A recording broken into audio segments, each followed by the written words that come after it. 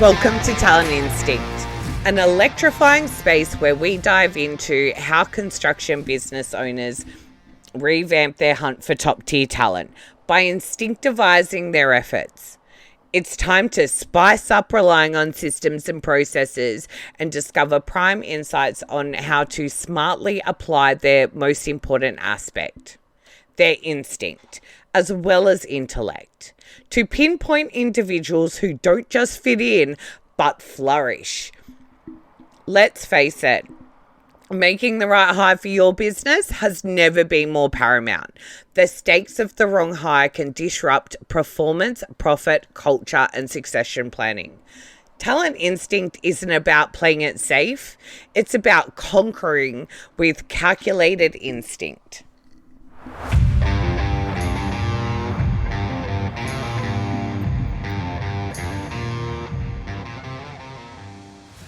Welcome to the second episode of Talent Instinct. Today we're going to cover off a few different types of how to do recruitment, talk about site visits, and why they're important, as well as, how to learn about different trades, make sure that you're matching people correctly, and, how I do candidate care and management and how I find the best possible staff and teams for my clients.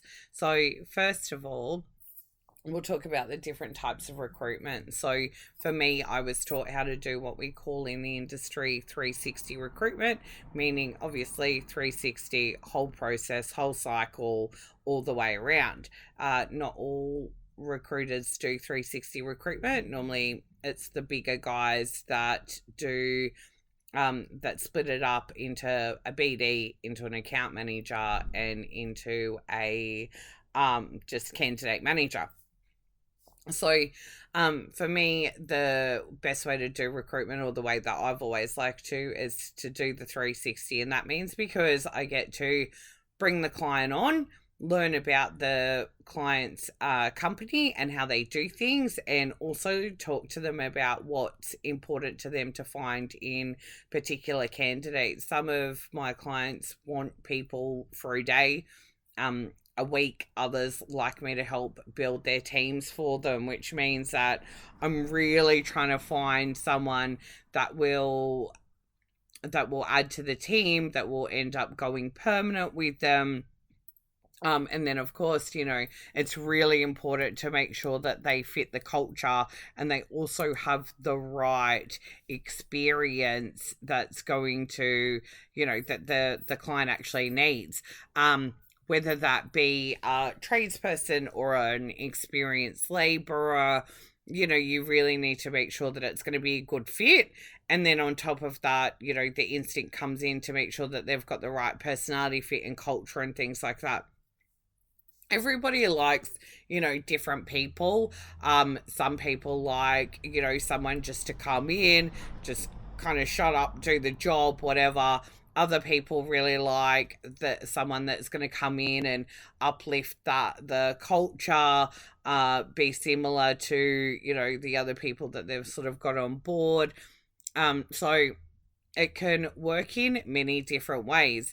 Again, there's nothing right and nothing wrong with however, people do things. It's whatever, suits you and suit your hiring process. A lot of the time it's the bigger companies, and they're doing the bigger projects as well, that end up, needing to put big numbers of people on site. So you'll have the business developer, which, is finding new business all day, every day. And they're the ones that learn about your company. And then, of course, the account manager speaks for itself. And then you've got the candidate manager. Normally the candidate manager and as the sort of younger person starting off in recruitment, not always, but most of the time, and they're the ones that are normally looking through and essentially trying to tick all the boxes. Again, sometimes, the negative of that can be that they are just trying to tick all the boxes, and we deal with resumes all the time that don't necessarily have all the information that we need on the resume, and you need to be able to sort of connect the dots and be able to say, well, okay, if this person's done this, then there's a good chance that they've also done a little bit of other work. For example, as well, with like electricians, for example, they've always done a bit of residential and a bit of commercial. It's just the way it is. And then you need to find out what they actually prefer doing as well. Do they like doing switchboards? Are they, everyone sort of has their certain preference on what they actually like doing. And then there's little things on top of that. Again, sticking with electrical, have they got an Arctic license? Can they do refrigeration? Are they dual traded? All of these extras comes just with knowing the industry, having the experience to back you, and being able to go, okay, well, again, if he's worked on these, or she has worked on these particular sites, there's a good chance that they've got some extra experience. So I'm going to call them and ask them, have you done this? What size teams have you run? Have you, also got this, ticket as well? Can you go do this ticket to be a bit more suitable for the client? So, what normally happens with the bigger agencies as well is they'll send out a bulk email, bulk text message, whatever they do, but they'll send out these big numbers and they might work off. And again, just for example, they're not always exact, everyone's slightly different, that they'll work off that 60% of the people that they'll send to you will be what you need.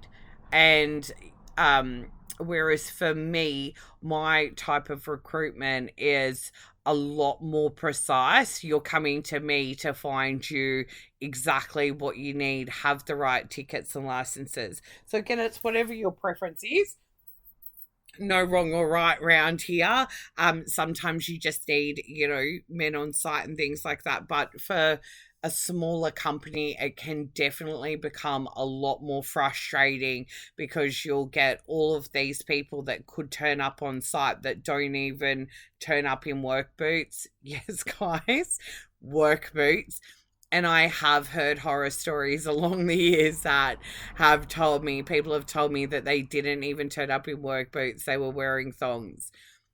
Funny story, I just got back from the Philippines, and let me tell you, no one wears work boots over there. We did see a guy that was wearing a hard hat, funnily enough, but no, they all just wear thongs. It was crazy to see the differences, in how countries operate and what the differences is, how do they construct buildings. So that's sort of the differences between the different ways to do recruitment. I also learned a lot about all the different trades, and I'm like a kid in a candy shop, to be honest, when I get on site. I absolutely love doing site visits. They're one of my favorite things. I like to come on site, check out what's going on, take some, progress photos, bring, smoko for my workers, and sit down and have a chat and see how it's all going. It's honestly hands down like my favorite part of the job. And I like asking a million questions and finding out more, finding out why they do things the way they do. Again, no matter what trade it is, and it can be, again, plasterers, electricians, it can be, you name it, form workers, the chippies, scaffolders, being up on the scaffold, the works. Again, my favorite part of the job, and you can probably hear that. And then let's talk about, finding out what the company needs and making sure it's a match. Now, the way I like to do that, again, is by talking to the client, seeing what's important to them, seeing how they manage their team, see what sort of projects they're doing, see what sort of problems they have, when they're hiring people, if they have particular trends. I always know that if I'm hiring Normally commercial people, they won't do residential, and vice versa. They all like to stay in their particular lane. And so I make sure that, again, if people, for example, they only want to work 4 days a week, I have companies that do roster people on and do their 40 hours in 4 days, so they do get that extra long weekend. It's really about finding out what the candidate wants as well, and then matching it. We live in a age today where it's not necessarily, oh, okay, you're you're lucky to have a job. People really feel like, well, you're lucky to have me and I'm working for you, and you should appreciate that too. Definitely understand where they're sort of coming to some point as well. We need to make it work for all parties involved. And the best thing to do that is to find out how people tick, what makes them tick. Is it the pay? Is it progression in their job? Is it, work life balance? Everybody has their certain things. I love talking to businesses as well that support their candidates or their workers to get a home loan. How do they do that? There's so many people that don't know how to do that, to make sure that they have special mental illness procedures in place for anyone that does that. They've also got certain programs where they support people that are coming from a background, of mental illness or recovering or whatever, to help them get back into the workplace.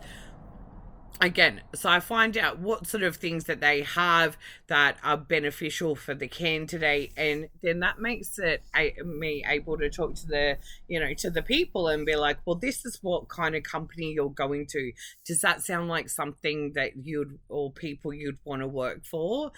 And that's normally how I really get people involved in wanting the job and wanting to work for my clients.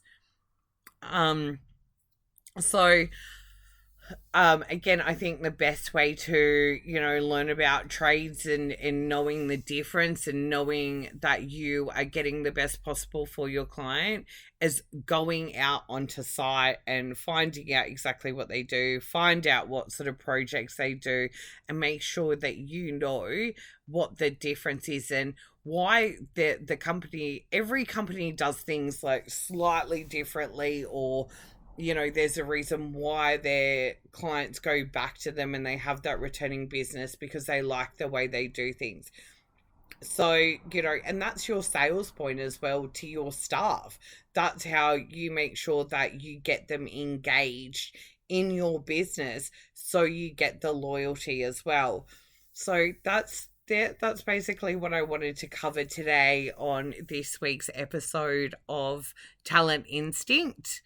I I you know I also just wanted to make note that I have been doing some overseas speaking and training to people in the Philippines. We do have some workers, some virtual assistants and things like that. And if you are thinking of scaling your business, I highly recommend that you look at that as another option as well. It's cost effective, they're really hard workers, and they are, great sort of assets to your team.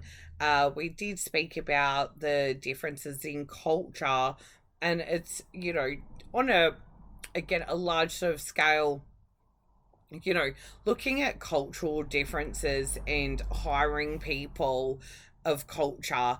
I think it's very important to understand what their culture's about and making sure that they also understand Australian standards and things like that, more from a point of safety and and obviously quality of work. I have in the past, seen seeing people come over, or even people come up from down south, crossing the border, and they're not aware of our standards, and that can, cause a problem with the quality of work. So, just something to be aware of. Make sure that you double check and dot your i's and cross your t's. There are definitely some brilliant people though that you can look at, and different ways of scaling your business. If you are interested in finding out more and finding out how I've done it, please comment or get in touch with us. Otherwise, I will see you next time. Thanks for listening to Talent Instinct. I'm Chantal Penny, and if you want more razor sharp insider info on instinctivizing your hiring game, then hit the subscribe button. Oh, and remember to drop a killer rating and review. Please don't hold back. Spread the news to fellow construction business owners too. If you want to stay ahead of the curve and soak up all of my content, please do so by stalking us on Talent Instinct and my brainchild Siteforce Recruitment on LinkedIn, Facebook, and Instagram.